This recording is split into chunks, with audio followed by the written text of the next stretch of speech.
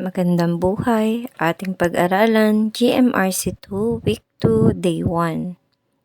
Pangangalaga sa kalusugang gabay ang pamilya. Tingnan ang larawan. Sino ang inyong nakikita? Sila ang Super 2, ang superhero ng Grade 2. Ano sa inyong palagay ang mga katangian na mayroon si Super 2? Ito ba ay pagising ng maaga? Pagtulog ng maaga, regular na pag-ehersisyo, paglinis ng katawan, pagkain ng masusustansyang pagkain, pagsisipilyo ng ngipin. Tingnan ang mga larawan. Alin sa mga larawan ang nagpapakita ng mga paraan upang mapangalagaan ni Super 2 ang kanyang kalusugan? Ayon sa ating mga larawan, ano-ano ang mga paraan na dapat gawin ni Super 2 upang masiguro na siya ay malakas at malusog?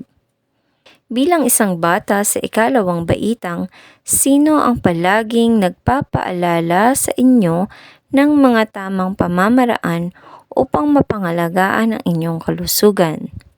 Sa araling ito, inaasahan na kayo ay makatutukoy ng mga paraan ng pangangalaga sa kalusugan sa natutunan sa pamilya at makapaghahayag na ang pangangalaga sa kalusugan gabay ang pamilya ay mahalaga sa pagpapanatili ng malusog na isip at katawan upang masanay ang pagpapahalaga sa sarili. Ngayon ay ating tukuyin ang mga kahulugan ng mga salitang ating gagamitin sa ating aralin.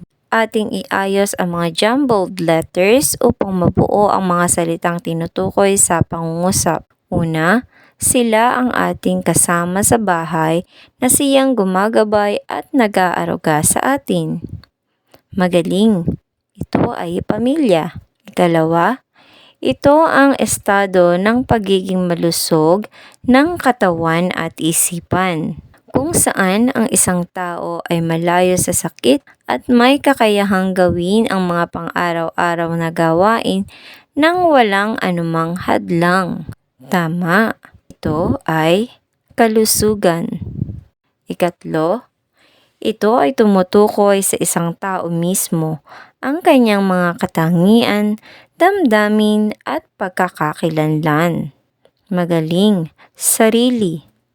Ikaapat, tumutukoy sa mga bagay o aktibidad na ginagawa ng isang tao tulad ng mga trabaho, tungkulin o mga nakagawiang kilos. Tama, ito ay ang mga gawain. Tayo ay magbabasa ng kwento.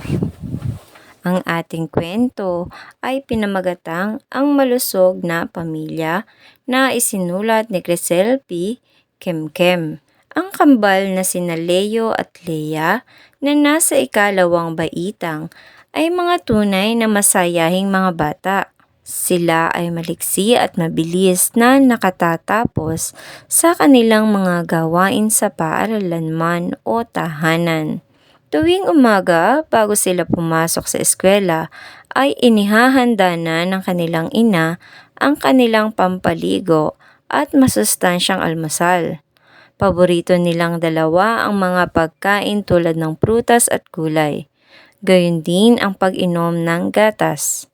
Bago pumasok ay pinaaalalahanan sila ng kanilang ina na magsipilyo ng ipin at magsuklay ng buhok. Araw-araw sila ay umiinom ng 8 hanggang 10 basong tubig. Hindi rin nila kinakalimutan ang paalala ng kanilang ama na palagi ang maghuhugas ng mga kamay upang makaiwas sa mga sakit. Tuwing pagkagaling sa paaralan ng magkapatid ay agad silang nagbibihis ng pambahay at kumakain ng tanghalian. Maaga rin nilang tinatapos ang kanilang takdang aralin upang may oras pa silang makapaglaro. Pagdating ng hating gabi, sila ay maagang natutulog upang makumpleto nila ang 8 hanggang 12 oras ng pagtulog. Tuwing Sabado ay pumupunta ang kanilang buong pamilya sa parke upang mag-ehersisyo. Si Leo ay madalas na sumasama sa kanyang kuya at tatay upang mag-jogging o kaya ay mag-biking.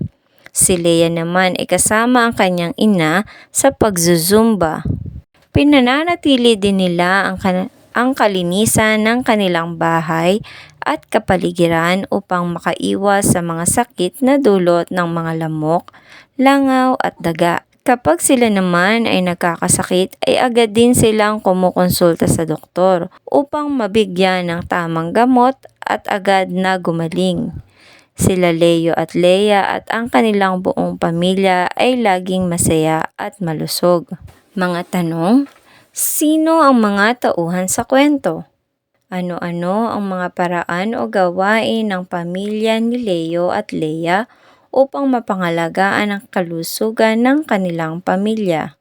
Ikatlo, sa inyong kanya-kanyang pamilya, mayroon din ba kayong mga gawain o mga paalala mula sa inyong mga magulang upang mapangalagaan ang inyong kalusugan? Maaari mo ba itong ibahagi? Ikaapat, mahalaga ba na tayo ay nagsasagawa ng mga gawain upang mapangalagaan ang ating kalusugan? Bakit? Subukan natin. Lagyan ng check at X. Tingnan ang mga larawan. Lagyan ng check ang bilang ng mga larawan kung ito ay nagpapakita ng pamamaraan ng pangangalaga ng kalusugan at X ang bilang ng mga larawan naman kung hindi. Para sa inyong pagsasanay, basahing mabuti ang mga tanong. Bilugan o isulat ang letra ng tamang sagot sa inyong kwaderno.